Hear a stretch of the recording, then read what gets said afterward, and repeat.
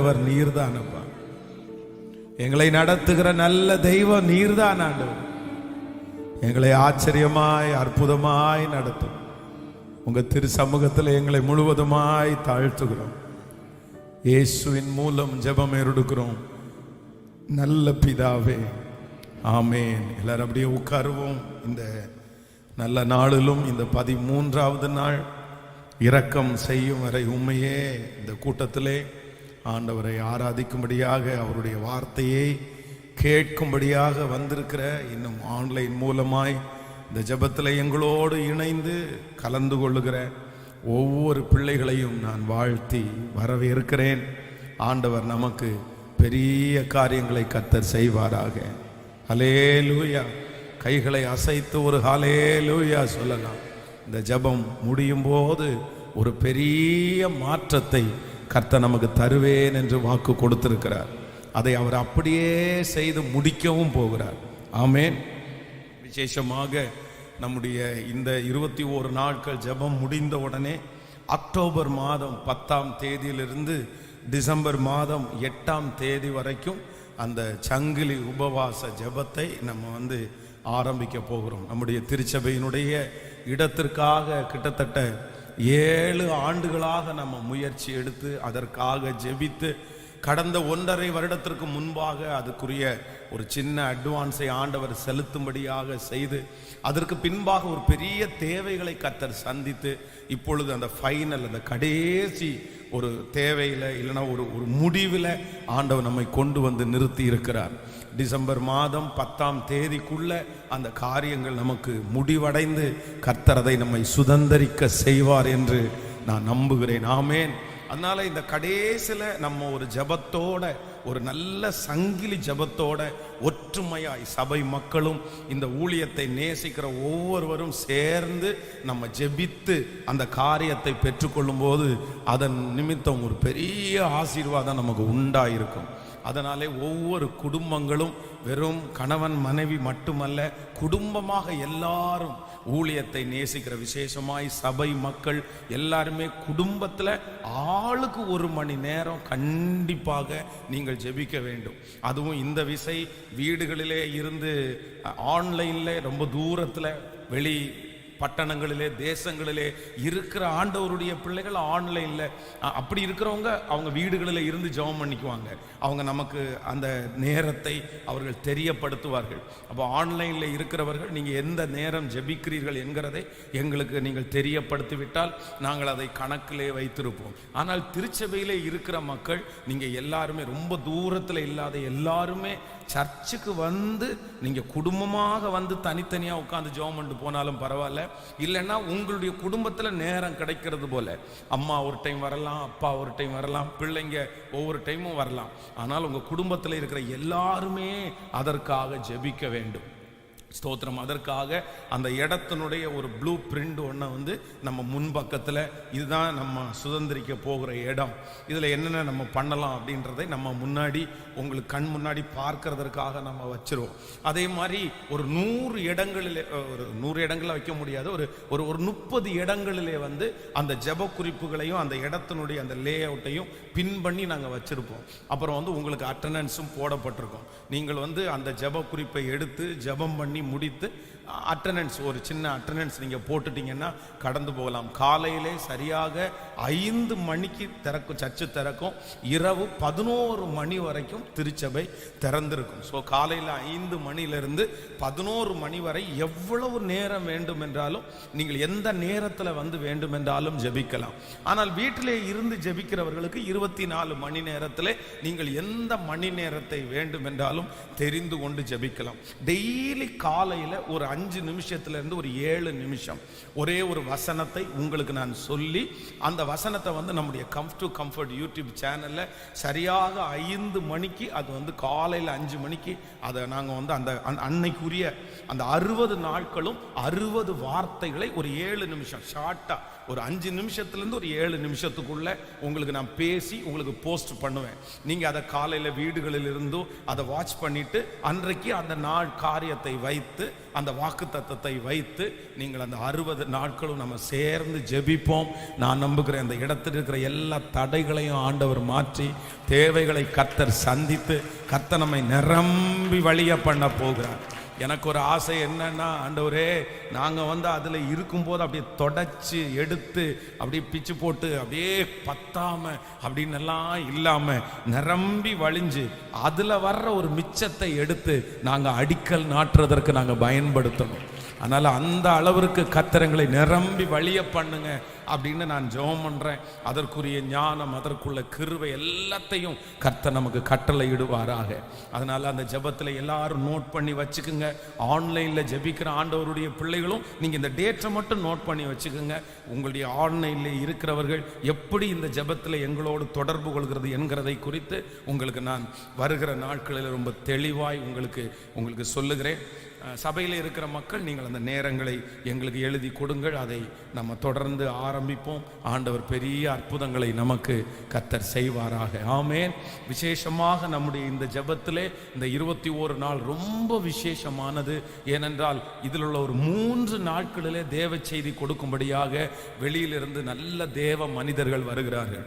வருகிற ஞாயிற்றுக்கிழமை நமக்கு மாலையிலே அந்த 14வது நாளுடைய அந்த ஃபினிஷிங், அந்த கடைசி அந்த செக்ஷனை நம்ம அருமையான பாஸ்டர் கேப்ரியல் தாமஸ் ராஜ் ஐயா அவங்க அந்த செய்தியை கொடுக்க வர்றாங்க. அதனால ஞாயிற்றுக்கிழமை ஆராதனை முடிச்சுட்டு போயிட்டு சாயந்தரம் ஒரு 6 மணிக்கெல்லாம் வந்துருங்க. ஒரு 6 o'clock அப்படி நல்லா ஜெபம் பண்ணிட்டு இருங்க. ஆன்லைனில் இருக்கிறவங்களுக்கும் லைவாய் நாங்கள் அதை டெலிகாஸ்ட் பண்ணுவோம். ஒரு 6:30க்கு 6:30 மணிக்கு நம்ம அந்த ஜெபத்தை நம்ம ஆரம்பிக்க போகிறோம். அதனால எல்லாரும் ஞாயிற்றுக்கிழமை மாலையிலே கலந்து வருங்க. ஒரு ஸ்பெஷல் அனௌன்ஸ்மெண்ட் என்னன்னா, வருகிற வாரம் நமக்கு இந்த 21 நாளினுடைய கடைசி வாரம். ஸோ இந்த கடைசி வாரம் மட்டும் அதிகாலையில் 5 மணிக்கு வச்சிருக்கிறோம். ஆன்லைனில் இருக்கிற கர்த்தருடைய பிள்ளைகளும் நிறைய பேர் 5 மணிக்கே நீங்கள் எங்களுக்கும் ஆரம்பிச்சிருங்க, நாங்கள் உங்களோடைய கண்டினியூ பண்ணுறோம் அப்படின்னு சொன்னதுனால ஆன்லைன்லையும் 5 o'clock ஆரம்பிக்க போகிறோம். சரியா? அதனால் இந்த ஒரு வாரம் மட்டும் தூங்காமல் கொஞ்சம் அதிகாலையிலே விழித்து நீங்கள் எங்களோடு ஆயத்தமாகுங்கள். அப்போது வருகிற ஒரு வாரம் அதிகாலை 5 மணி ஜெபம், சர்ச்சிலையும் அதே டைமும் ஆன்லைன்லையும் அதே டைமில் அந்த 1 வீக் திங்கக்கிழமையிலிருந்து நமக்கு ஆரம்பமாகும். எல்லாரும் கலந்து கொள்வோம். இதுக்கு ஒரு பெரிய அபிஷேகத்தை கர்த்தர் நமக்கு ஊற்றுவாராக. இந்த வாக்கு தத்தங்கள் எல்லாம் நம்மேலும் நம்முடைய பிள்ளைகளுடைய தலையின் மேலும் ஆம் என்றும் ஆமேன் என்றும் இருக்கும். ஆமேன். ஒவ்வொரு நாளும் நம்ம அந்த செய்திக்கு போகிறதுக்கு முன்பாக ஒரு தற்பரிசோதனை என்கிற ஒன்றை நம்ம கொஞ்சம் தியானிச்சுட்டு அதுக்கப்புறம் வாக்குத்தத்த செய்திக்கு நேராக நம்ம கடந்து போவோம். நன்றாய் கவனிங்கள் ஆண்டவருடைய பிள்ளைகளே. இன்றைக்கு நான் யோசித்த போது என்னுடைய இருதயத்துக்குள்ள என்ன அப்படின்னா, ஒரு தேவனுடைய பிள்ளை எல்லா இடத்திலையும் வெற்றி அடைய வேண்டுமானால் நீங்க என்ன பண்ணணும்னா, எந்த சூழ்நிலையிலையும் ஒரு தேவனுடைய பிள்ளைக்கு அட்ஜஸ்ட் பண்றதற்கு அப்படின்னா அதுல சமாளிக்கிறதற்கு ஒரு கிருபையை ஆண்டவரிடத்துல கேட்கணும். ஆனா சிலர் என்ன பண்ணுவாங்க அப்படின்னா, இது இருந்தாதான் என்னால பண்ண முடியும், இது இல்லைன்னா நான் பண்ண மாட்டேன், இது இல்லைன்னா நான் செய்ய மாட்டேன், இந்த மாதிரி வழி இருந்தா, இந்த மாதிரி வாய்ப்பு இருந்தா, இந்த மாதிரி எல்லாமே எனக்கு கைகூடி வந்தா அவ்வளவுதான், நான் அதை கண்டிப்பா நான் செய்வேன், அதுல நான் ஃபர்ஸ்ட் கிளாஸ் நான் வாங்குவேன், எல்லாரை விட பெஸ்டா எனக்கு பண்ண முடியும். ஆனா இந்த மாதிரி ஒரு சூழ்நிலை எனக்கு அமையல அப்படின்னா நான் என்னுடைய விஷயத்தை நான் ஃபுல்ஃபில் பண்ண மாட்டேன், நான் 100% என்னுடைய விஷயத்தை நான் செலுத்த மாட்டேன் அப்படின்னு சொல்லுவாங்க.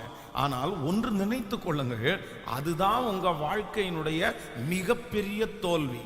கவனிங்கள், நீங்கள் யோசேப்பினுடைய வாழ்க்கையை வேதத்தில் வாசிப்பீர்களானால், அவன் போத்திபாருடைய வீட்டிற்கு உள்ளே போகும்போது அவனுக்கு தகுந்தது மாதிரி எல்லாமே அங்க இல்லை. எல்லாமே அவனுடைய வீட்டில் இருக்கும்போது என்ன நடந்துருச்சு, அவன் வீட்டில் இருக்கும்போது அப்பா அவன் பக்கத்துல படுக்க வைப்பாரு. இப்ப போத்திபாருடைய வீட்டில் அவங்க அப்பா அவனை பக்கத்துல படுக்க வைக்கிறதுக்கு யாரும் இல்லை, அவன் தனியா தான் படுத்திருக்கணும். அதே போல அப்பாவுடைய வீட்டில் இருக்கும்போது பல வர்ண அங்கி அப்படின்னா எல்லாரை விட ஒரு டிஃப்ரெண்டான ஒரு ட்ரெஸ். ஆனா போத்திபாருடைய வீட்டுக்கு போகும்போது அப்படி அல்ல, அடிமையினுடைய வஸ்திரம். அப்பாவுடைய வீட்டில் இருக்கும்போது எப்ப வேணாலும் போலாம், எப்ப வேணாலும் திரும்பி வரலாம். ஆனா போத்திபாருடைய வீட்டிலே அப்படி அல்ல. இந்த டைமுக்கு இந்த நேரத்துல பால் கறக்கணும்னா கறக்கணும், இந்த நேரத்துல பாத்திரம் விளக்கணும்னா விளக்கணும், இந்த நேரத்துல வீடு கூட்டணும்னா கூடணும். சோ அந்த செட்டப். ஆனா வேதம் சொல்லுகிறது, யோசேப்போட கர்த்தர் இருக்கிறார், அவன் செய்கிற எல்லாவற்றையும் கர்த்தர் ஆசீர்வதிக்கிறார் என்று அவன் எஜமானன் கண்டு அவனுடைய வீட்டினுடைய சகல பொறுப்பையும் கொடுத்தாராம். அப்போ நன்றாய் கவனிங்கள் ஆண்டவருடைய பிள்ளையே, யோசேப்புக்கு அங்க எதுவுமே செட் ஆகல. அந்த கிளைமேட் அவனுக்கு செட் ஆகல, அந்த பாஷை அவனுக்கு செட் ஆகல, அந்த அட்மாஸ்பியர் அவனுக்கு செட் ஆகல, அந்த குடும்பம் அவனுக்கு செட் ஆகல. எல்லாமே எதிராக இருந்தாலும் நான் நம்புறேன், அவன் கையிலே கொடுக்கப்பட்டிருக்கிற அந்த பொறுப்பை எவ்வளவு பெஸ்டா பண்ண முடியுமோ அவ்வளவு பெஸ்டா அவன் பண்ணணும். இந்த ஜெபத்தில் இருக்கிற நீங்க எல்லாருமே கேட்கணும், இந்த ஒரு மிஸ்டேக் நீங்க பண்ணிடாதீங்க. சில சகோதரிகளும் இருக்கிறாங்க, சில சகோதரர்களும் இருக்காங்க. என்ன பண்ணுவாங்கன்னா, அவங்களுக்கு எல்லாமே கரெக்டா அமைஞ்சிடணுங்க, இல்லைன்னா செய்ய மாட்டாங்க. அவ்வளவுதான். அதான் சிலர் சொல்லுவாங்கல்ல, என்ன நல்லா வச்சா நான் நல்லவன், என்ன நல்லா வைக்கலன்னா கேட்கல. நான் நல்ல ஆளுக்கு நல்ல ஆளு, கெட்ட ஆளுக்கு கெட்ட ஆளுக்கும் நீங்க யாரா இருக்கணும்? வேதம் சொல்லுது, தீமையை நன்மையினாலே வெல்லு. அப்போ கெட்ட ஆளுக்கும் நம்ம நல்லவங்களா இருக்கணும், நல்ல ஆளுக்கும் நம்ம யாராதான் இருக்கணும். அப்போ எந்த சூழ்நிலையிலும் எப்பேற்பட்ட சிச்சுவேஷனுக்குள்ள போனாலும் ஒரு தேவனுடைய பிள்ளை தனக்கு இருக்கிற அந்த மரியாதையை, தனக்கு இருக்கிற அந்த வெயிட்டை ஒரு நாளும் விட்டு கொடுக்க முடியாது. சிலருக்கெல்லாம் அவ்வளோ கோவம் வந்துடும் பாருங்க. அந்த வேலை ஸ்தலத்துல இருக்கிறாங்கன்னா அவங்க மைண்ட்ல ஒன்று ஃபிக்ஸ் பண்ணிக்குவாங்க. மேனேஜர் என்ன பண்ணணும்னா, எப்பவுமே அவங்கள நீ சூப்பரா பண்ற, அப்படி பண்ற, இப்படி பண்ற அப்படின்னு என்கரேஜ் பண்ணா உடனே என் மேனேஜர் மாதிரி எதுவும் இல்லை, என் மேனேஜருக்காக நான் உயிரை கூட கொடுப்பேன். ஆனா அந்த மேனேஜர் எப்பவும் திட்டுற மேனேஜர், நான் எல்லாம் இவங்க கூட எல்லாம் இருக்க மாட்டேன், எத்தனை நாள் இவங்க கூட குப்பை கொட்ட முடியும், நான் எல்லாம் இருக்க மாட்டேன், நான் வேற இடத்துல போவேன். நன்றாய் கவனிங்கள், இல்லவே இல்லை. வேலை ஸ்தலத்துல மேனேஜர் வித்தியாசமா இருக்கலாம், கூட வேலை செய்யறவங்க வித்தியாசமா இருக்கலாம், நீங்க நினைக்கிறது மாதிரி அட்மாஸ்பியர் இல்லாம இருக்கலாம். ஆனால் எப்படி சூழ்நிலைகள் இருந்தாலும் ஒரு தேவனுடைய பிள்ளை அந்த இடத்துல எந்த காரியத்திற்காக போனார்களோ அதை செய்து முடிக்கிற வரைக்கும் நான் நம்புறேன் கர்த்தருடைய கரம் உங்களோட இருக்கும். அந்த கிருபையை கேட்டு நீங்கள் மேற்கொள்ளணுமே தவிர உங்களுடைய இருதயத்துக்குள்ள அந்த நெகட்டிவ் எண்ணம் வரவே கூடாது. அதற்கான பலனை ஆண்டவர் உங்களுக்கு கிருபையாய் தருவார். எத்தனை பேர் ஆமோதிக்கிறீங்க? அப்படி நான் நம்புறேன். இன்னைக்கு வரையும் சிலர் நிலைவரமா இல்லாததுக்கு என்ன காரணம் தெரியுமா? ஏன் நிலைவரப்படல, அவங்க ஏன் இன்னும் ஒரு ஸ்டாண்டர்டான இடத்துல ஸ்டாண்டர்டா வரல அப்படின்னா, இப்படிதான் அவங்களுக்கு சூழ்நிலை என்ன சரியா இல்லை அப்படின்னா அவங்களால என்ன பண்ண முடியாது, பொறுத்துக்கவே முடியாது. பொதுவாக சொல்லுங்களேன், நான் ஒரு உதாரணம் என்ன சொல்லுன்னா, நம்முடைய வீட்டில் சிலருக்கு இந்த சுத்தமே இல்லைன்னு வைங்களேன், வீட்டுக்குள்ள என்ன பண்ண முடியாது, படுத்து தூங்க முடியாது. எனக்கு தெரிந்த ஒரு போதகர் ஒருத்தர் இருக்கிறாரு, அவருக்கு அது ஒரு கொடுமையான வியாதி மாதிரி தான் நினைப்பேன். என்னன்னா, அவருக்கு எந்தெந்த பொருள் எந்தெந்த இடத்துல இருக்குதோ அந்தந்த இடத்துல மட்டும்தான் இருக்கணும், வேற எங்கேயுமே இருக்கக்கூடாது. அப்படின்னா இந்த டம்ளர் அந்த இடத்துல இருக்குன்னா அந்த இடத்துல தான் இருக்கணும். அந்த இடத்துல இல்லை அப்படின்னா இவர் எங்க இருந்தாலும் போய் அந்த இடத்துல வச்சிருவாரு. அவ்வளவுதான். அந்த டேபிள் மேல அது இருக்கணும்னா அங்க அப்படிதான் இருக்கணும். அது ஒருவேளை ஏதோ பிள்ளைங்க ஒரு 10-15 இடத்துல மாத்தி வச்சுட்டாங்கன்னு வைங்களேன், எவ்வளவு டைம் ஆனாலும் அவருக்கு அந்த பொருளை அந்த இடத்துல வைக்காம அவருக்கு என்ன வராது, தூக்கமே வராது. சிலர் குப்பைக்கு மேலே படுத்துக்கு உறங்குறவங்க, அதையும் நான் நல்லதுன்னு சொல்ல மாட்டேன். சிலர் என்ன குப்பை கடந்தாலும் பாட்டு அதுக்கு மேலே உருண்டுட்டு எந்திரிச்சு போறவங்க இருக்காங்க. நம்ம அதுக்காக சுத்தம் இல்லாம இருங்க அப்படின்னு சொல்லல. ஆனா அவங்களுடைய மைண்ட் செட்டை பாருங்க. இப்படி இல்லைன்னா என்னால முடியாதுங்க, என்னால முடியாதுங்க. நான் சொல்லுகிறேன், இப்போ இந்த மைக்ல பேசிட்டு இருக்கிறேன், திடீர்னு இந்த மைக் மக்கார் பண்ணுது. போன இந்த மாதம் 1ஆம் தேதிக்கு முந்தின 1ஆம் தேதி, அந்த 1ஆம் தேதி சர்வீஸ்ல நான் களைச்சு போய் வரேன். எங்க அப்படின்னா நாகர்கோயிலில் மீட்டிங். நாகர்கோயிலில் night travel, full night travel பண்ணி கரெக்டாக ஒரு 4:45 மணி 4:30 மணிக்கு வீட்டுக்கு வரோம். அப்படியே ஃப்ரெஷ் பண்ணிட்டு முகெல்லாம் கழுவிட்டு ரெடி ஆயிட்டு அவசர அவசரமாக இங்கே ஓடி வரேன். ஓடி அந்த மீட்டிங்கை ஆரம்பித்தோம்.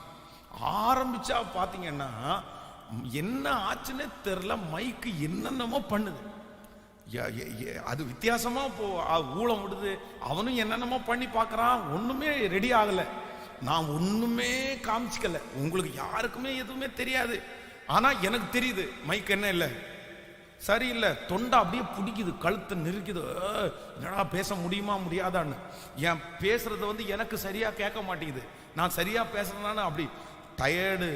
ஏற்கனவே 3 நாள் மீட்டிங்கு, அவ்வளவு கஷ்டத்தோட ஆனா ஒருத்தருக்குமே காமிக்கல எதுவுமே. அந்த 1.5 மணி நேரமும் பிரசங்கம் பண்ணி ஆராதனை நடத்தி முடிச்சு இயேசுவின் நாமத்தில் பிதாவே ஆமேன் ஆசீர்வாதம் போட்டு திரும்ப அவன் பக்கத்துல போனேன். என்னடா பண்ணி வச்சிருக்கிற, என்னடா பிரச்சனை, ஏன்டா இப்படி போச்சுடா தொண்டை, நான் எப்படா பிரசங்கம் பண்றது அப்படின்னு அவன்கிட்ட போனேன். ஏன்டா இப்படி பண்ற அப்படின்னு கேட்டு போனேன். என்னன்னே தெரிலப்பா அப்படின்ற. அப்போ அப்படி சிலர் என்ன பண்ணுவாங்க அப்படின்னு சொன்னா, அதெல்லாம் சரியா பண்ணல, வெயிட் பண்ணலாம். அப்போ என்னதான் இருந்தாலுமே நீங்க அதிகாலையில் 5 மணிக்கு எழும்பி வர்றீங்கன்னா ஏதோ ஒரு சின்ன கரெக்ஷன் சொல்லலாம். நம்ம இந்த மாதிரி இந்த கரெக்ஷன் பண்ணுங்க அப்படின்னு சொல்லலாம். இல்லை ஏதோ ஒரு நாள் ரொம்ப எக்ஸ்ட்ரீமா போகும்போது நம்ம ஒரு கரெக்ஷன் பண்றது தப்பு இல்லை. ஆனா இல்ல அதெல்லாம் பெர்ஃபெக்ட் ஆகாம நான் என்ன பண்ண மாட்டேன், பிரசங்கமே பண்ண மாட்டேன் அப்படின்னு நின்னா வெறுமையா எல்லாமே வெறுமையா போவோம். அந்த ஊழியத்தை தொடர்ந்து செய்ய முடியாது. அப்போ இதேதான் உங்களுடைய வாழ்க்கையும். உங்களுக்கு பிடிச்சது மட்டும் எதுவுமே இல்லைன்னா கூட நீங்க அட்ஜஸ்ட் பண்ணிக்குவீங்க. ஆனா உங்களுக்கு பிடிக்காத ஒண்ணு இதெல்லாம் இல்லைன்னா நான் அட்ஜஸ்ட் பண்ண மாட்டேன்னா, நான் நம்புறேன் இது ஆண்டவருடைய பிள்ளைகளுடைய வாழ்க்கைக்கு என்ன இல்லைன்னா, அழகு இல்லை. முன்னேறணும்னு ஆசை இருக்கா, வளரணும்னு ஆசை இருக்குதா, ஒரு நல்ல ஒரு எல்லாரும் மதிக்கிற அளவுக்கு வரணும்னு ஆசை இருக்குதா, எல்லாமே நமக்கு ஒழுங்கா எப்பவுமே அமையாது. ஆமேன்னு சொல்லுங்கள். இருக்கிறத அட்ஜஸ்ட் பண்ணி அனுசரிச்சு டெவலப் பண்ணி ஒப்பு கொடுத்து அழகா நான் என்ன நோக்கத்திற்காக வந்தேன், நான் என்ன செய்ய போறேன் அப்படி செஞ்சீங்கன்னா நான் நம்புறேன் உங்க கையினாலே சுற்றி இருக்கிறது எல்லாம் என்ன ஆகும்னா ரொம்ப அழகாகும், சீராகும். ஆனா இல்ல எனக்கு பர்ஃபெக்ட் தான் வேணும் அப்படின்னா உங்களை ஜெபம் பண்ணி பரலோகம் தான் அனுப்பணும். ஆமேன்னு சொல்லுங்க. எது சௌரியம் சொல்லுங்க, எது சௌரியம்? அட்ஜஸ்ட் பண்ணி இருந்துடலாமா இல்ல போயிடலாமா? ஏன் அப்படின்னா அங்க மட்டும்தான் என்ன இல்ல, கஜகஜன்னெல்லாம் இருக்காது. ஏன்னா அங்க செய்யறவர் நேர்த்தியா செய்கிறவர்.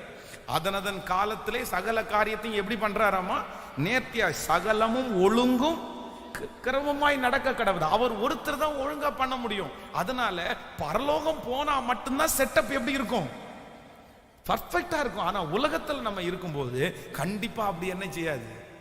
திருச்சபையே எடுத்துக்கொள்ளுங்கள், திருச்சபையிலே பெர்ஃபெக்டா இருக்க மாட்டாங்க. இங்க வரும்போது நம்ம அப்பதான் அந்த விசுவாசியை தட்டி கொடுத்து காத்து ஆண்டவரே ஒன்று ஆசீர்வதிப்பார், நீ சோர்ந்து போகாத வாங்க அப்படின்னு. குழந்தை பாக்கியம் இல்லாமலே ஒருத்தங்க வர்றாங்கன்னு வைங்களேன், நம்ம அந்த பிள்ளைக்கு என்கரேஜ் பண்ணி ஜெபம் பண்ணி சரிப்பா கவலைப்படாத ஆண்டவர் செய்வார் அப்படின்னு ஜெபம் பண்ணி அனுப்புறோம். இங்கேருந்து வாசல்ல போறதுக்கு முன்னாடியே ஏன் உங்களோட கல்யாணமான எல்லாரும் குழந்தைய பெற்றெடுத்தாங்க, உனக்கு மட்டும் ரொம்ப லேட் ஆகுது. அது வரைக்கும் ஆவியில நிறைஞ்சு பிரசங்கம் பண்ணி அந்த ஆத்மாவை பூஸ்டப் பண்ணி கர்த்தர் எனக்கு செய்வாரா அப்படின்னு வாசப்படி பக்கத்துல போனாங்கன்னா அங்க ஒரு பிசாசு கூட்டி ஒரு அம்மாவுக்குள்ள கிரியை செய்து நின்றுட்டு இருப்பாங்க. அந்த பிசாசு அப்போ வாயை திறந்து பேசும், என்ன உன் கூட கல்யாணமான எல்லாருக்கும் குழந்தை பிறந்துச்சு, உனக்கு மட்டும் இவ்வளோ லேட் ஆகுது, என்ன நடக்குதோ தெரியல உனக்கு, நீ நல்லா ஜெபம் பண்ண, நீ நல்லா ஏன் கேட்டாங்களா உங்கள்கிட்ட சொன்னாங்களா உங்கள்கிட்ட உனக்கு என்ன, உங்களுக்கு என்ன வேலை, ஜெபம் பண்ணீங்களா, உனக்காக ஜெபம் பண்ணிக்கிறப்பா கர்த்தர் ஒன்று ஆசீர்வதிப்பாரு, இதோட போக வேண்டியதானே. அதுல அவளுக்கு ஆயிடுச்சு, இவளுக்கு குழந்தை பிறந்துச்சு, இவளுக்கு பண்ணிச்சு, உனக்கு மட்டும் பிறக்கல. இது உடனே நம்ம ஆட்களுக்கு என்னன்னு தெரியுமா, மூட் ஆஃப். அவ்வளவுதான். அன்னைக்கு முழுக்க ஏன் மூட் ஆஃபா இருக்கீங்க, பாஸ்டர் நல்லா தானே பிரசங்கம் பண்ணாரு, இல்ல முடிச்சுட்டு வந்தோன்னே ஒரு அம்மா செருப்பு போடும்போது பேசிருச்சு, அதனால எனக்கு ரொம்ப மனசு கஷ்டமாச்சு. அம்மா ஒரு அம்மா நமக்கு அப்படி பேசினதுக்காகவே நம்ம இருதயம் உடைஞ்சு போனா, அது வாரம் இந்த மாதிரி ஒரு அம்மா பேசும், அப்ப வாரம் நீங்க உடைஞ்சு போவீங்களா? பக்கத்துல இருக்கிற கையை பிடிச்சி சொல்லுங்க, வாரம் அந்த மாதிரி ஒரு அம்மா பேசினா நீங்க வாரம் இப்ப உடைஞ்சு போவீங்களா? சொல்லுங்க. அப்போ இந்த உலகத்துல இருக்கிற எல்லா நாட்களும் நீங்க துக்கத்தோட தான் இருப்பீங்க, சந்தோஷமே இருக்காது உங்களுக்கு. இல்ல, நீங்க எதிர்பார்த்த அந்த காரியம் உங்களுக்கு கிடைக்கலன்னா உங்களால மகிழ்ச்சியாகவே இருக்க முடியாது, இல்ல சந்தோஷமாவே இருக்க முடியாது. இல்ல, ரொம்ப கேர்ஃபுல்லா இருங்க, ரொம்ப கேர்ஃபுல்லா இருங்க. எல்லா இடத்துலையும் எல்லாம் நமக்கு எப்பொழுதும் சரியாய் அமையாது. இருக்கிறதுல வச்சு நீங்க என்ன காரியத்தை கொண்டு போனீங்களோ அதை செஞ்சுட்டு வந்தீங்கன்னா நான் நம்புறேன் ஆண்டவருடைய கரம் உங்களோட அவரிவிதமா இருக்கும். கர்த்தர் ஆசீர்வதிப்பார், பலப்படுத்துவார். உங்களுடைய மனதில் நினைக்கிற காரியத்தை கர்த்தரே கைகூட வர பண்ணுவார். எல்லாரும் கைகளை மேல உயர்த்தி, கர்த்தாவே எனக்கு அப்படிப்பட்ட ஒரு இருதயத்தை தாரும் என்று சொல்லுங்கள். எனக்கு அந்த அட்ஜஸ்ட் பண்ற ஒரு இருதயம் எனக்கு வேண்டும் என்று கர்த்தரிடத்துல எல்லாரும் கேளுங்க. அப்பா எனக்கு அந்த கிருபையை தாரும் என்று கேளுங்க. சொல்லுங்க, ஏசப்பா சமூகத்துல ஜெபம் பண்ணுங்க. ராஜா எனக்கு அந்த கிருபை வேண்டும் ஆண்டவரே, நீர் தரப்போகிறதற்காக ஸ்தோத்திரம், நன்றி அப்பா. நான் எல்லா சூழ்நிலைகளையும் நான் ஒத்துக்கணும் ஆண்டவரே. எனக்கு எல்லா எப்படி இருந்தாலும் அதை ஏற்றுக்கொள்ளக்கூடிய ஒரு மனப்பக்குவத்தை கர்த்தர் எங்களுக்கு தரப்போகிறதற்காக ஸ்தோத்திரம்ப்பா. ஸ்தோத்திரம் ஆண்டவரே, ஸ்தோத்திரம் ஆண்டவரே, ஆமென் சொல்லுங்க. அம்மா அப்பா வீட்டில் இருக்கும்போது ஒரு மாதிரி நமக்கு ஒரு மாதிரி செட்டப் இருக்கும். அதே இது கணவனார் வீட்டில் போகும்போது இன்னொரு மாதிரி செட்டப் இருக்கும். அதே இது வேலைக்கு போகும்போது இன்னொரு செட்டப் இருக்கும். ஒரு இடத்துல வேலைக்கு போகும்போது ஒரு மாதிரி செட்டப், இன்னொரு இடத்துல வேலைக்கு போகும்போது இன்னொரு செட்டப்பு. அதே மாதிரி படிக்கிற இடத்துல ஒரு இடத்துல படிக்கும்போது ஒரு செட்டப்பு, இன்னொரு ஸ்கூல் மாறி படிக்கும்போது ஒரு செட்டப்பு. எல்லா இடங்களிலையுமே ஒரே மாதிரி இருக்காது, வித்தியாசம் வித்தியாசமாக இருக்கும். ஆனால் ஆண்டவருடைய பிள்ளைங்க எப்படி இருக்கணும்னா எல்லா சூழ்நிலையும் நம்ம என்ன பண்ணணும்னா சரி ஓகே பரவாயில்ல பரவாயில்ல, ஆண்டவர் தந்ததற்காக உமக்கு ஸ்தோத்திரம், ஆமென் சொல்லுங்கள். சொல்லுவீங்களா? எத்தனை பேர் சொல்லுவீங்க? ஆண்டவரே எதிர்னாலும் நான் என்ன பண்றேன்னா அந்த இடத்துல இருந்து உங்க நாமத்தை நான் மகிமைப்படுத்துவேன். நீர் எனக்கு சொன்ன காரியத்தை நான் செய்து முடிப்பேன். ஆண்டவரே அப்படிப்பட்ட ஒரு இருதயத்தை கர்த்தர் எனக்கு தந்ததற்காக நன்றி. நான் ரொம்ப அட்ஜஸ்ட் பண்ணி ஆண்டவரை எல்லாத்தையும் விட்டு கொடுக்கும் போது கர்த்தர் என்னை கைவிட மாட்டார். விட்டு கொடுக்கும் போது ஆண்டவர் என்னை ஆசீர்வதிப்பார். எனக்கு அப்படி அட்ஜஸ்ட் பண்ணக்கூடிய ஒரு இருதயத்தை சொல்லுங்க. ஆண்டவரே எனக்கு நீங்க தரப்போகிறதற்காய், எனக்கு பிடித்ததை மட்டுமல்ல ஆண்டவரே, எனக்கு பிடிக்காத இடத்துல கூட நான் அப்படி இருக்கக்கூடிய ஒரு பாக்கியத்தை கர்த்தர் எனக்கு தருவீராக. அதைத்தான் நான் தலைவன் தலைவி என்கிறதற்கு ஒரு மிகப்பெரிய அடையாளமாய் நான் நினைக்கிறேன். கர்த்தரதை செய்ய போகிறதற்காய் ஸ்தோத்திரம், ஆமென். தாவீதை குறித்து வேதம் சொல்லுகிறது, தாவீது ஒரு நாட்களிலே ராஜாவுனுடைய அரண்மனையிலே அவன் இருந்தான், இன்னொரு நாள் சிங்கக்கபிலே இருந்தான், இன்னொரு நாள் எதிரியினுடைய இடத்துல போய் வேதம் சொல்லுகிறது அவனுடைய வாயில நுர தள்ளிருச்சான். எப்படி? அவன் சவுலினாலே துரத்தப்பட்டு அந்நிய நாட்டு ராஜாவினிடத்துல போகும்போது அவனுடைய வாயில எனக்கு அந்த விஷயம்தான் என்னால ஜீரணிக்கவே முடியல. பாருங்களேன், தாவீது அப்படின்றவன் யாருன்னா கிங் அப்படின்னா ஒரு நாள் அங்க இருக்கிற ஒவ்வொரு வாலிபர்களுக்கும் ஹீரோவா இருந்தது யாரு? தாவீது தான் ஹீரோவா இருந்தாரு. நான் நம்புறேன் இன்னைக்கு எல்லாம் நிறைய பசங்க டிஷர்ட்லையும் பனியன்லையும் டிஷர்ட்ல எல்லாம் பாத்தீங்கன்னா நிறைய நடிகர்கள் அவங்களுடைய போட்டோ எல்லாம் போடுவாங்க பாருங்களேன். அன்னைக்கு ஒருவேளை டிஷர்ட் இருந்துச்சுன்னா அந்த டிஷர்ட்ல யாருடைய போட்டோ தான் இருந்திருக்கும்? தாவீது அப்படியே ஒரு கவனு கல்லை வச்சு நிக்கிறது மாதிரி அப்படிதான் இருந்திருக்கும். அவங்க எல்லாம் நிறைய பேர் அன்னைக்கு போன் இருந்துச்சுன்னா வால்பேப்பர்ல அப்படிதான் வச்சிருந்திருப்பாங்க. ஏன்னா கோலியாத் அவ்வளவு பெரிய ஆளு, யாருமே அடிக்க முடியல. ஆனா இவன் போய் ஒரு கூழாங்கல்லாம் என்ன பண்ண அடிச்சு தூக்கிட்டு வந்துட்டான் பாருங்க. அவ்வளவு அதான் அங்க இருக்கிற எருசலேம் குமாரத்திகளுக்கே வாய என்ன பண்ண முடியல, சும்மா அடக்கி இருக்க முடியல. சவுல் கொண்டது 1000, தாவீது கொண்டது 10000ன்னு அப்படியே முறையா பாடினாங்களாம். அவ்வளவு ஒரு பெரிய பராக்கிரமசாலின்னு ஒரு நாள் பேர் வாங்கினவன் இப்ப திடீர்னு அவனுடைய வாழ்க்கையில் ஒரு சோதனை தன்னுடைய உயிரை காப்பாத்திக்கிறதற்காக என்ன பண்ணானாமா, வாயில நுர தள்ளுனது மாதிரி நடிச்சானாமா. எப்படி இருக்கும்? நம்மளா இருந்தா ஆண்டவரை எப்படி நன்றாய் நினைத்து கொள்ளுங்க. சில இடத்துல ஆண்டவர் எட்டாத உச்சத்துல கொண்டு வைப்பாரு, சில இடத்துல நம்மளை தர மட்டும் தாழ்த்துவாரு. உச்சத்துல கொண்டு போகும்போதும் ஆமா ஒத்துக்கணும், சந்தோஷமா இருக்கணும், பெருமை வரக்கூடாது. தாழ்மையில போகும்போதும் கர்த்தரை கேள்வியே கேட்கக்கூடாது. நம்ம நிறைய பேர் இதெல்லாம் மிஸ் பண்ணுவோம். உச்சத்துல போகும்போது சோத்திரம் சோத்திரம் சோத்திரம் அல்லே லூயா அல்லே லூயா ஆண்டவரே உங்களை மாதிரி யார் அப்படிமோ கீழே கொண்டு வரும்போது நீங்கள் ஏன் ஆண்டவரே என்ன உயிரோட வச்சிருக்கிறீங்க, எடுக்க வேண்டியது தானே, நான் உனக்கு ஏன் பாரமாக இருக்கிறேன், நீங்கள் என்ன இப்படி நடத்தலாமா, நான் உங்களுக்கு என்ன துரோகம் பண்ணேன், எனக்கெல்லாம் இப்படி செய்யலாமா நீ அப்படின்னு நம்ம திட்டிட்டு உட்காந்துருக்கோம். அந்த நுர தள்ளும் போது அங்கே இருக்கிறவன் என்ன சொல்கிறான் அப்படின்னா, இவனை ஏன் என்கிட்ட காமிக்கிறீங்க, ஏடா ஒரு வாயில நுர தள்ளி இப்படி கிடக்குறான், இவனை போய் தாவீதுன்றீங்களே, தூக்கிட்டு போங்கடா இவனை, இந்த பைத்தியக்காரனை தூக்கிட்டு போங்கன்றான். அப்படின்னா அந்த நாட்டினுடைய ராஜா இவன் தாவீதுன்னு என்ன பண்ணல, சுத்தமா நம்பல, ஒரு % கூட நம்பலங்க. தூக்கிட்டு போங்கடா இவனை, பைத்தியக்காரனை தூக்கிட்டு போங்கன்னு அவங்க அந்த பைத்தியக்காரன் நினைச்சு தூக்கி போய் வெளியே போடுறாங்க. இவன் அப்படான்னு சொல்லிட்டு வாயை தொடச்சிட்டு கிளம்புறான். பரவாயில்ல, உயிர் தப்பிச்சதே போதுண்டா அப்படின்ட்டு ஓடுறான் பாருங்க. அப்போ ஒரு தேவனுடைய பிள்ளைக்கு எப்படிப்பட்ட சூழ்நிலை எல்லாம் வருது பாருங்க. ஆனா ஆண்டவரை பற்றி கேள்வி கேட்கல. அப்ப எல்லாத்தையும் நம்முடைய வாழ்க்கையில என்ன பண்ணணும் அப்படின்னா, அனுசரிச்சு ஏற்றுக்கொண்டு வாழ்ந்திருக்கவும் எனக்கு தெரியும், தாழ்ந்திருக்கவும் எனக்கு தெரியும். சொல்லுங்க பார்க்கலாம். வாழ்ந்திருக்கவும் எனக்கு தெரியும், தாழ்ந்திருக்கவும். எல்லா சூழ்நிலையிலையும் நான் மனரம்யமா இருக்க கற்றுக்கொண்டேன். சொல்லுங்க, ஒரு 5-6 டைம் சொல்லுங்க, மனரம்யமா. இன்னைக்கு ஜெபத்தில் இருக்கிற யாரோ ஒருத்தர் இடத்துல கர்த்தர் பேசுறாரு. சகோதரனே உனக்காக தான் பேசுறாரு, சகோதரியே உனக்காக தான் பேசுறாரு. நீ மனரம்யமா இரு, நான் ஒரு நாள் உன்னை உயர்த்துவேன், நான் ஒரு நாள் உன்னை அங்கீகரிப்பேன், உன்னை நான் அப்படி விட்டுற மாட்டேன். இந்த சூழ்நிலை உனக்கு சாதகம் இல்லைன்னு ஆண்டவருக்கு தெரியும், இந்த சூழ்நிலை உனக்கு எதிராக இருக்குன்னு ஆண்டவருக்கு தெரியும். இந்த சூழ்நிலையிலே நீ கடந்து வந்த சூழ்நிலை இந்த மாதிரி இல்லை, நீ இப்பொழுது கடந்து போற சூழ்நிலை நீ ஏற்றுக்கொள்ள முடியாத ஒரு சூழ்நிலை, நீ விரும்பாத ஒரு சூழ்நிலை, உனக்கு பிடிக்காத ஒரு சூழ்நிலை. ஆனா கர்த்தர் சொல்லுகிறார், ஏற்ற காலத்தில் கர்த்தர் உங்களை உயர்த்தும்படிக்கு அவருடைய பலத்த கைக்குள் அடங்கி இருங்கள். இந்த சூழ்நிலை, ஹல்லேலூயா, என் தேவனாகிய கர்த்தர் உன்னோடு கூட இருந்து பெரிய மாற்றத்தை கர்த்தர் தருவார். ஹல்லேலூயா.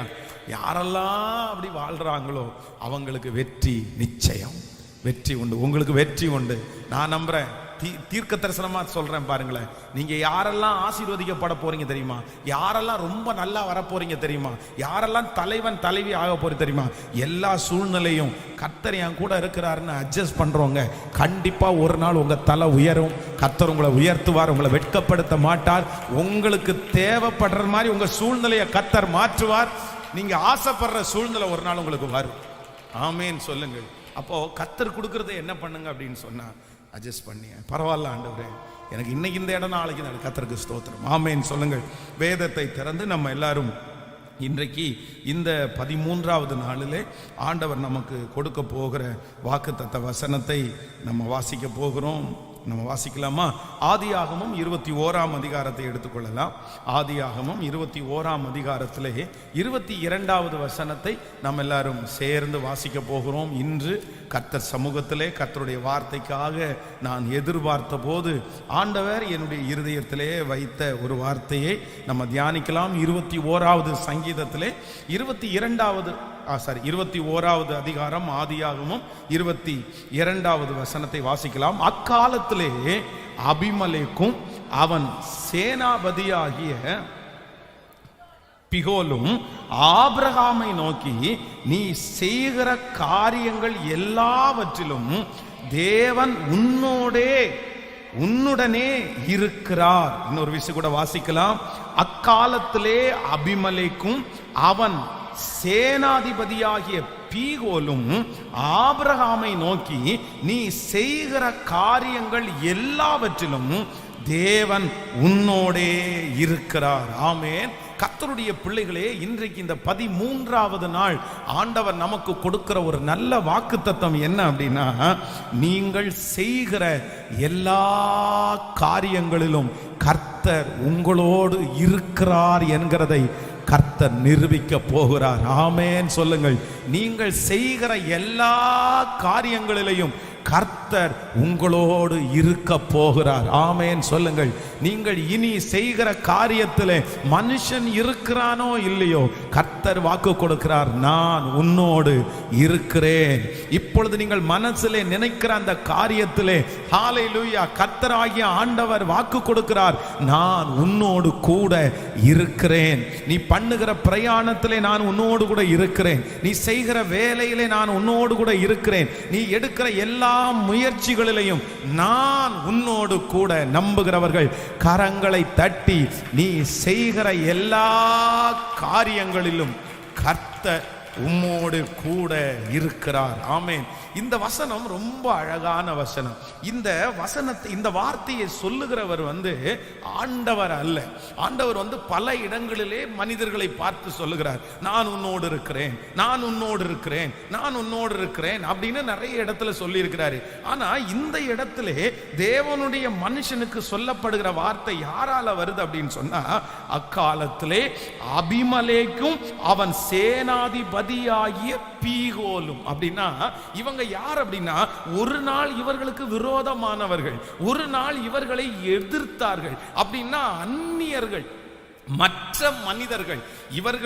இவர்களோடு சேர்ந்தவர்கள் அல்ல, அவர்களுக்கு விரோதமானவர்கள், அவர்களுக்கு வித்தியாசமானவர்கள். ஆனா அவங்க வாயிலிருந்து என்ன வார்த்தை வருது அப்படின்னா, நீ செய்கிற எல்லா காரியத்திலும் கர்த்தர் உன்னோடு கூட இருக்கிறார். நான் நம்புறேன், உங்க சொந்தக்காரங்களுடைய வாயிலிருந்து ஒரு வார்த்தை வரப்போகுது, உங்க மேனேஜருடைய வாயிலிருந்து ஒரு வார்த்தை வரப்போகுது, உங்களுக்கு அதிகாரத்தை கொடுத்த மனிதனுடைய வாயிலிருந்து ஒரு வார்த்தை வரப்போகுது. என்ன வார்த்தை அப்படின்னா, நீ செய்கிற எல்லாவற்றை பார்க்கும்போது கர்த்தர் உன் கூட இருக்கிறார் என்கிறதை கண்டோம் என்று சொல்ல போகிறார்கள். ஆமென் சொல்லுங்கள். நீங்கள் செய்கிற காரியத்தை கர்த்தர் ஆசீர்வதிக்கிறதுனாலே, அதை கர்த்தர் நினைக்கிறதுனாலே, கர்த்தர் அதை பெருக பண்ணுகிறதுனாலே, உங்களை சுற்றி இருக்கிறவர்கள் கர்த்தர் உங்களோடு கூட இருக்கிறதை காண போகிறார்கள். ஈசாக்கை குறித்து வேதம் சொல்லுகிறது, அவனே அப்படிதான். கேரார் மேய்ப்பர் அந்த துறவு அந்த தண்ணீர் தங்களுடையது என்று அவனோட வாக்குவாதம் பண்ணினார்கள். ஏசேக்கில் வாக்குவாதம் பண்ணினார்கள், சித்னாவில் வாக்குவாதம் பண்ணினார்கள். ஆனால் ரகபோத்தில் வேதம் சொல்லுகிறது, கர்த்தர் அவனுக்கு அங்கே இடம் உண்டாக்கினார், ஆண்டவர் அங்கே பெருக பண்ணினார். என்னதான் இவனை எவ்வளவு வித்தியாசமா இவனை நடத்தினாலும் அவ்வளவுதான், இவன் நமக்கு செட் ஆகலையே, இவன் நல்லா இருக்கிறானே, அவனை கர்த்தர் ரகபோத்திலே ஆசீர்வதிக்கிறதை கண்டு அவனை வெறுத்தவர்கள், பகைத்தவர்கள், ஒதுக்கினவர்கள், தள்ளினவர்கள் என்ன சொன்னாங்கன்னா, கர்த்தர் உம்மோடு கூட இருக்கிறார் என்கிறதை கண்டோம். நான் இந்த வார்த்தையை தீர்க்க தரிசனமாய் சொல்லுகிறேன். கர்த்தருடைய பிள்ளையை, இந்த ஆண்டு முடிகிறதற்குள்ளே ஒரு கூட்டம் உங்களிடத்தில் சொல்ல போகிறது, கர்த்தர் உன்னோடு கூட இருக்கிறார். உன் சொந்தங்கள் சொல்ல போகிறார்கள், ஹல்லேலூயா, உன்னுடைய கரத்திலிருந்து அந்த ஆசீர்வாதத்தை பிடுங்கினவர்கள் சொல்ல போகிறார்கள். ஹல்லேலூயா, உன் துறவை தூர்த்து போட்டவர்கள் சொல்ல போகிறார்கள். உனக்கு விரோதமாய் பகையாயி, உனக்கு விரோதமாய் பொறாமைப்பட்டவர்கள் சொல்ல போகிறார்கள். உன் கூட வேலை செய்கிறவர்கள் சொல்ல போகிறார்கள். ஹல்லேலூயா, உங்க பார்ட்னர் சொல்ல போறாங்க. ஆமென், உங்கள் சொந்தங்கள் சொல்ல போகிறார்கள், கர்த்தர் உன்னோடு இருக்கிறார். ஆமென் சொல்லுங்கள். கையை உயர்த்தி எல்லாரும் ஒன்று சொல்லுவோம். இந்த வார்த்தையை கேட்கறதுக்கு தான் நான் ஆசைப்படுறேன். ராஜாவே, ராஜாவே, என்னுடைய ஊழியக்காரர் சொல்லுகிற இந்த வார்த்தை நிஜமானதானால் இது உம்முடைய வார்த்தையா இருக்கிறது என்று நான் நம்புகிறேன். இப்பொழுது நான் நம்புகிறேன், வெகு சீக்கிரத்திலே. ஹல்லேலூயா. தகப்பனே, இந்த வார்த்தையை என் காதுகள் கேட்கணும். சொல்லுங்க, உங்க சொந்தக்காரங்க இந்த காரியத்தை சொல்ல போறாங்க. உங்க வீட்டில் ஒரு திருமண நிகழ்ச்சி நடக்க போகிறது, ஒரு சந்தோஷம் உங்களுடைய வீட்டிலே உண்டாக போகிறது, ஒரு பத்திரத்திற்கு கையெழுத்து வைக்கப்பட போகிறது, ஒரு ஊழிய அழைப்பு உங்களுக்கு வரப்போகிறது, கர்த்தர் உங்களை பயன்படுத்துகிற நாள் வரப்போகிறது, கர்த்தர் உங்கள் தலையை நிமிர பண்ணுகிற நாள் வரப்போகிறது. அப்பொழுது நிச்சயமாய் கர்த்தர் உன்னோடு கூட இருக்கிறார். உங்களோடு கூட கர்த்தர் இருக்கிறார். ஆமென், ஹல்லேலூயா. இந்த வார்த்தையை கேட்கறதுக்கு எத்தனை பேர் ஆசையா இருக்கிறீங்க? ஹல்லேலூயா. இன்னைக்கு முழுக்க நீங்க ஜெபம் பண்ணுங்க. ஆண்டவர், நான் நம்புறேன், விழுந்து போன கூடாரத்தை கர்த்தர் எடுப்பித்து நிறுத்துவார். தள்ளாடுகிற முழங்கால்களை கர்த்தர் உறுதிப்படுத்துவார். ஒருவேளை நிற்கிறதற்கு கூட பலன் இல்லாமல் தள்ளாடுன ஒரு சூழ்நிலையில் இந்த ஜெபத்தில் நீங்கள் கலந்து கொள்ளலாம். பாஸ்டர், நான் ஒன்றுமே பண்ண முடியல, எனக்கு என்னமோ இருளாகவே இருக்குது என் வாழ்க்கை, நான் என்ன பண்ண போறேன், நான் செய்கிற காரியமெல்லாம் தோல்வியா போகுது, நான் செய்கிற காரியம் எல்லாம் நஷ்டமா வந்துருச்சு, எனக்கு ஒண்ணுமே வாய்க்கல. ஆனா இந்த வார்த்தை உங்களுக்கு அப்படியே நடக்கும் என்று நான் நம்புகிறேன். தேவனுடைய மனுஷனை பார்த்து சொல்லுகிறார்கள், நீ செய்கிற எல்லா காரியத்தையும் பார்க்கும்போது கர்த்தர் உம்முடனே கூட இருக்கிறார் என்று அந்நியர்கள் தேவனுடைய மனுஷனை பார்த்து சொன்னார்கள். ஆமென் சொல்லுங்க. உங்களுக்கும் சொல்லப்படுகிற நாள் சீக்கிரமாய் வரப்போகிறது. ஹல்லேலூயா. இந்த வசனத்தை நான் தியானித்துக் கொண்டிருக்கும் போது ரொம்ப அழகாய் கர்த்தர் சில காரியத்தை குறித்து பேசினார். 26ஆம் அதிகாரத்திலே 2வது வசனத்தை வாசிக்க போகிறோம். ஆதியாகமம் 26வது அதிகாரத்திலே நம்ம 3வது வசனத்தை வாசிக்கலாமா? 26ஆம் அதிகாரம் 3வது வசனத்தை வாசிக்கலாம். இந்த தேசத்திலே வாசம் பண்ணு, நான் உன்னோடே கூட இருந்து உன்னை ஆசீர்வதிப்பேன், நான் உனக்கும் உன் சன்னதிக்கும் இந்த தேசங்கள் யாவையும் தந்து உன் தகப்பனாகிய ஆபிரகாமுக்கு நான் இட்ட ஆணையை நிறைவேற்றுவேன். நீங்கள் அப்படியே 2வது வசனத்திலிருந்து வாசிக்கலாமே. 2வது, கர்த்தர் அவனுக்கு தரிசனமாகி, நீ எகிப்திற்கு போகாமல் நான் உனக்கு சொல்லும் தேசத்திலே குடியிரு, இந்த தேசத்திலே வாசம் பண்ணு, நான் உன்னோடு இருந்து உன்னை ஆசீர்வதிப்பேன், நான் உனக்கும் உன் சன்னதிக்கும் இந்த தேசங்கள் யாவையும் தந்து உன் தகப்பனாகிய ஆபிரகாமுக்கு நான் இட்ட ஆணையை நிறைவேற்றுவேன். கவனிங்கள் ஆண்டவருடைய பிள்ளைகளே, ஈசாக்குனுடைய வாழ்க்கைக்கு வரப்போறோம். இந்த ஈசாக்கை பார்த்து ஆண்டவர் உங்களோடு கூட இருக்கிறார் என்கிறதை கண்டோம் அப்படின்னு அவனுக்கு எதிரியானவர்கள் சொல்லுகிறார்கள். கர்த்தர் உன்னோடு கூட இருக்கிறதை கண்டோம் அப்படின்னு. அப்போ இவனோடு கூட கர்த்தர் இருக்கிறதை காண்பதற்கு மிக அவசியமான ஒன்று இந்த இடத்துல என்ன நடக்குது அப்படின்னா, ஆண்டவர் ஈசாக்கை பார்த்து சொல்றாரு, நீ இந்த இடத்தை விட்டு நீ என்ன பண்ணாத, போகாத, நீ இங்கே தரித்திரு. பொதுவாக பாத்தீங்கன்னா முன்னாடி காலங்கள்ல நிறைய பஞ்சங்கள் உண்டானது. இந்த பஞ்ச கால நம்ம கடைசியில் பார்த்தீங்கன்னா அந்த ராம்நாடு டிஸ்ட்ரிக்டில் பார்த்தீங்கன்னா பல ஆண்டுகளுக்கு முன்பாக ஒரு 50-60 வருஷத்துக்கு முன்னாடி பார்த்தீங்கன்னா ஒரு பெரிய பஞ்சம் வந்துச்சு. அப்போ அந்த பஞ்சத்திலிருந்து நிறைய பேர் கோயம்புத்தூர், நிறைய பேர் சென்னை அப்படின்ற இடத்துக்கெல்லாம் வந்தாங்க. இப்போ பார்த்தீங்கன்னா இந்த இலங்கையில் கூட பஞ்சங்கள் வரும்போது ஜனங்கள் அந்த தேசத்தை விட்டு வெளியே போகிறதுக்கு நிறைய முயற்சி எடுத்தார்கள். சரி, அதெல்லாம் உங்களுக்கு விட்டுருங்க. இப்போ கடந்த நாட்களில் இந்த கொரோனா வந்துச்சு பாருங்களேன். இந்த கொரோனா வரும்போது நிறைய பேருக்கு அந்த பண பற்றாக்குறை, அந்த பஞ்சம் மாதிரி வந்த உடனே எல்லாருமே அவர்களுடைய ஊருக்கு திரும்பிட்டாங்க. அங்க பெங்களூரு, இன்னும் பெரிய பெரிய மும்பை, இன்னும் வெளியே நிறைய இடங்களில் இருக்கிறவர்கள் அங்கிருந்து எல்லாத்தையும் விட்டுட்டு பார்த்தீங்கன்னா அவர்களுடைய விவசாய பூமிக்கு வந்தாங்க. விவசாய பூமிக்கு ஒரு வாழை ஷெட்டு போட்டுட்டு அங்கேயே விவசாயம் பண்ணி அங்கேயே படுத்து தூங்கினவங்க நிறைய பேர் இருக்காங்க இந்த கொரோனா டைம்ல. அப்போ ஒரு பஞ்சகாலம், ஒரு கஷ்ட காலம் வரும்போது ஜனங்கள் எல்லாரும் தங்களுடைய சொந்த ஊருக்கு இல்லைன்னா எந்த இடத்துல ஆகாரம் கிடைக்குமோ அந்த இடத்திற்கு போவது வழக்கம்.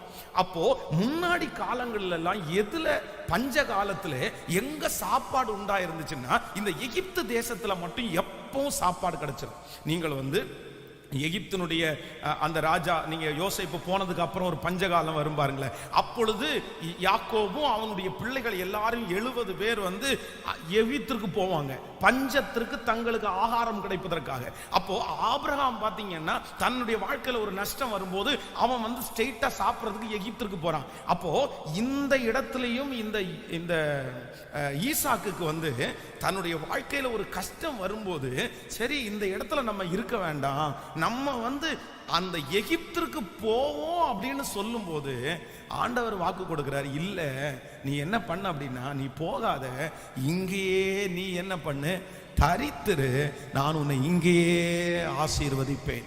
ஒரு தேவனுடைய பிள்ளை ரொம்ப கவனமா இருக்க வேண்டியது என்ன அப்படின்னா, சில இடங்களை விட்டு நீங்க அவ்வளவு சீக்கிரமா நீங்க போயிடவே கூடாது. நஷ்டம் வர்றதை பார்த்து, சோதனை வர்றதை பார்த்து, கஷ்டங்களை பார்த்து, இல்லைன்னா அவமானங்களை பார்த்து, நமக்கு ஒரு பொதுவாக பிசாசானவன் ஒரு இடத்திலிருந்து இன்னொரு இடத்துல உங்களை அங்கிருந்து பறிக்கிறதற்கு, அங்கிருந்து பிடுங்குவதற்கு ரொம்ப முயற்சி எடுப்பான். உங்கள்கிட்ட பேசிட்டே இருப்பான், உங்களை கஷ்டப்படுத்திட்டே இருப்பான். நீங்க அங்க இருக்கக்கூடாது. அது குடும்பமா இருக்கலாம், வேலை ஸ்தலமா இருக்கலாம், ஊழியமா இருக்கலாம். ஆனா நீங்க ரொம்ப கவனமா இருக்க வேண்டியது என்னன்னா, சில இடங்களிலே ஆண்டவர் உங்களை அமர பண்ணும்போது அந்த இடத்துல நீங்க என்ன பண்ணணும்னா, எவ்வளவு சோதனையானாலும் நீங்கள் சகித்து இருப்பீர்களே ஆனால் ஆண்டவர் உங்களை ஆசீர்வதிக்காம விடவே மாட்டார்.